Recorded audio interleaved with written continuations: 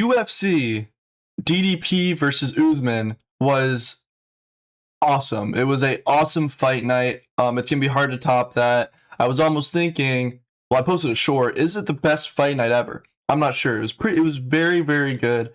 So I'm gonna talk about my breakdown and what fights I got right, which fights I didn't get right.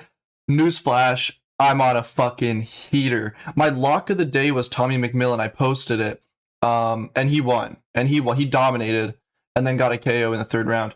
Let's start off though with Anna Melisano versus Dion Barboza. I had Dion Barboza winning, and I also took her getting a submission win. I put a couple bucks. I put I think $10 on it, so got like $20 out of it. Barboza absolutely drowned Melisano.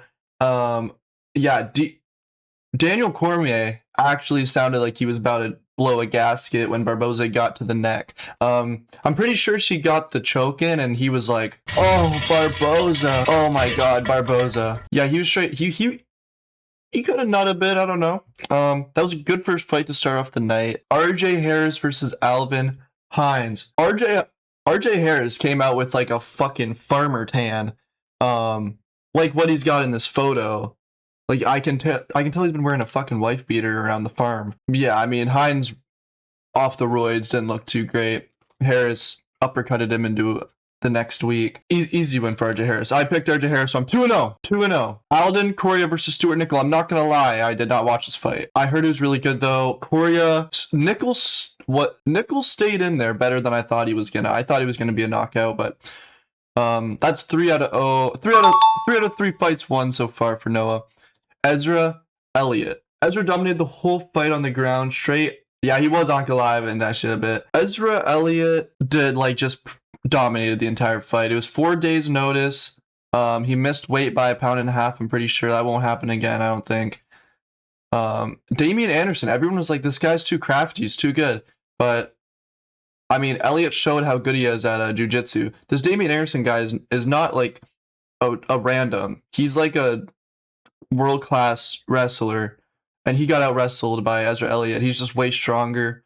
The entire time Ezra was getting dissed, like, this is not what you want to see in a debut fight. This is not what you want to see. You want to see something. He needs a sub here. Oh, I mean, he won 30-27, 29-28 to judges, but it was complete domination. I don't think there's anything wrong with that.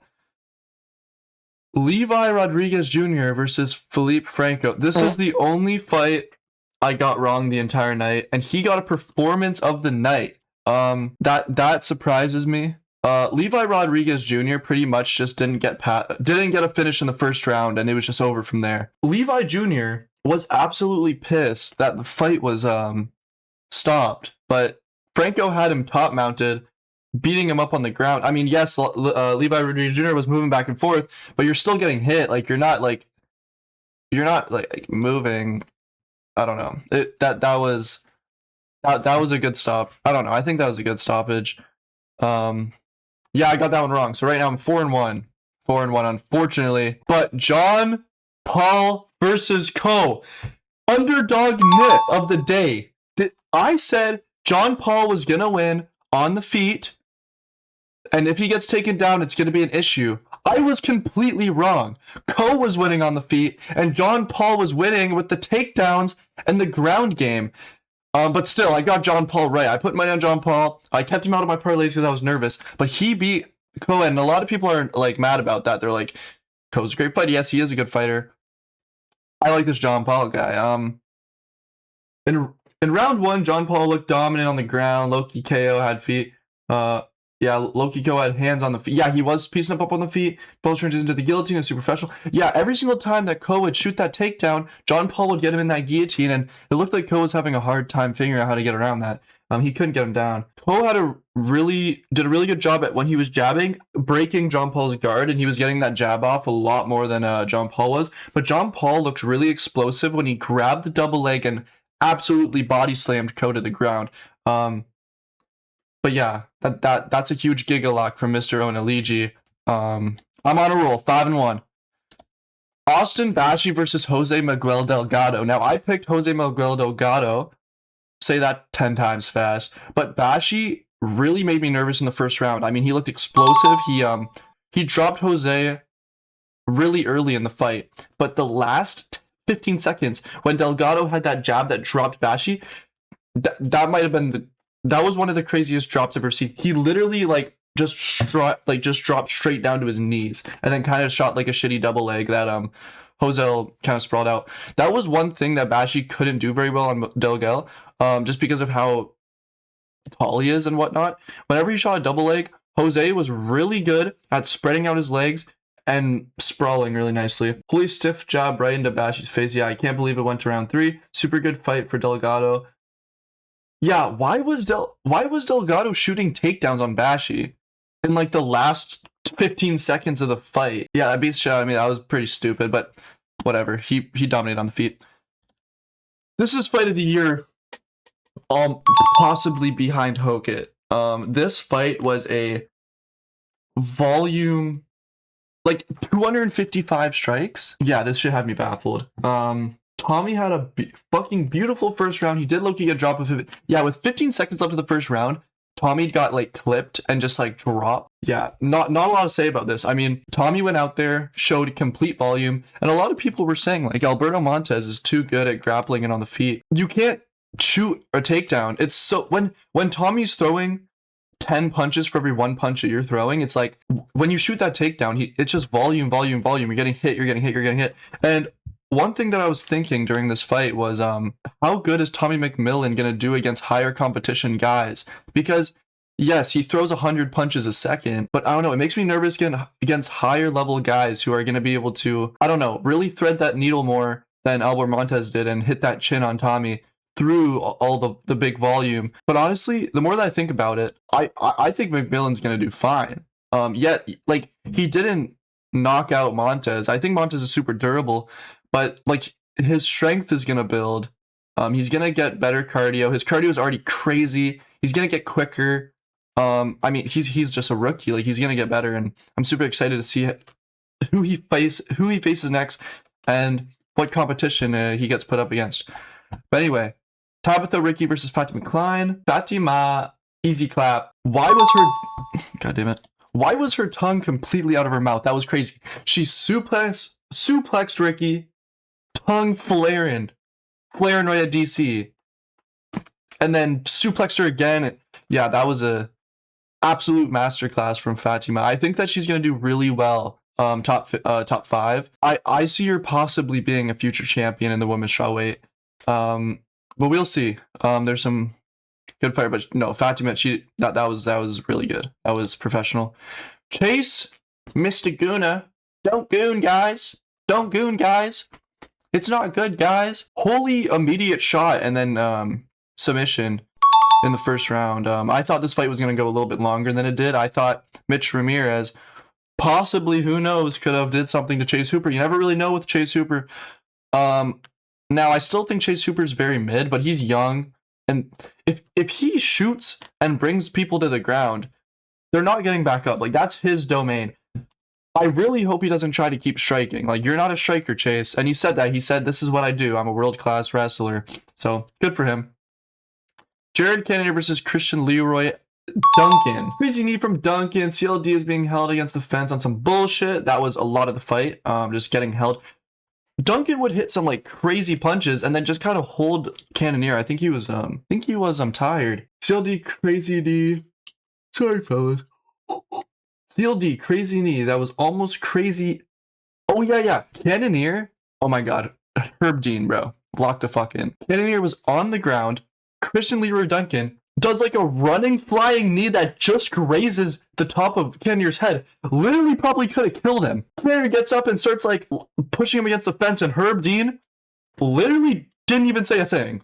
No, like, yo, Duncan, be careful of that knee. That was almost putting his lights out, killing him. Herb Dean was almost like, a couple more of those would be great. He's such a goofball. But yeah, DC kept saying during this fight, it's gonna be bad. It's gonna be bad. And then like Bisbing was like laughing. So that was funny. I thought that was fun. I hope he keeps doing that. Anyway, let's talk about the main card. Holy DDP masterclass. Kamaru Usman was hitting the cha-cha slide. every single time that he got kicked in the head. And I was so, oh my God, I thought it was done like 10 times. That this fight was crazy. I have like a long list of things here. DDP's power and weird style is giving Usman a really hard time in round one. Round one was DDP's for sure. Yeah. Just not even his weird style. Like he does this thing where he jabs, where like he feints it, brings it back, and then it's like a spring almost. And it was just clipping Usman. And those question mark kicks and straight kicks to his head were really, really hurting Usman. I'm surprised that he stayed standing. Like he's durable. Both of them had a great fight. I heard people saying like, of course it was 50-45. Usman had a shitty performance. Usman needs to stay at welterweight. He sucks. He's won 1 out of his last 5 fights. I mean, Usman's standing after getting hit. I thought he looked way better at middleweight. I thought he looked huge. DDP's a tough opponent. You know what I mean? DDP went for the fist bump and Usman left him hanging. That gave Usman some aura, but it also bring DDP's rage meter up. So that was a little boost for both. Yeah, the jab. DDP looks so good. Usman is saying eye poke. Trickus kept jabbing him, and then Usman kept like looking at the ref, like, ref, he's hitting my eye. But it's not a poke. It was a jab. So, and then there was also times where like DDP like would like punch and like miss or like kick him, and Usman was looking at the ref like, ref, come on, man. But I don't know what was going on there. Holy knees up the middle. Oh my God. DDP kept just shooting that knee up the middle. Usman kept shooting that takedown down the middle, and that knee was really, really affecting him. Round 2 was crazy. I can't believe Usman's still standing, taking hard shots. DDP looks the best he has ever looked. I'm standing on that. I think DDP had the best performance last night that he's ever had in his life. Yes, he beat Strickland twice. Yes, it was hard power punches, but we haven't seen DDP really go for like a war for 25 minutes, and he showed that he has that stamina.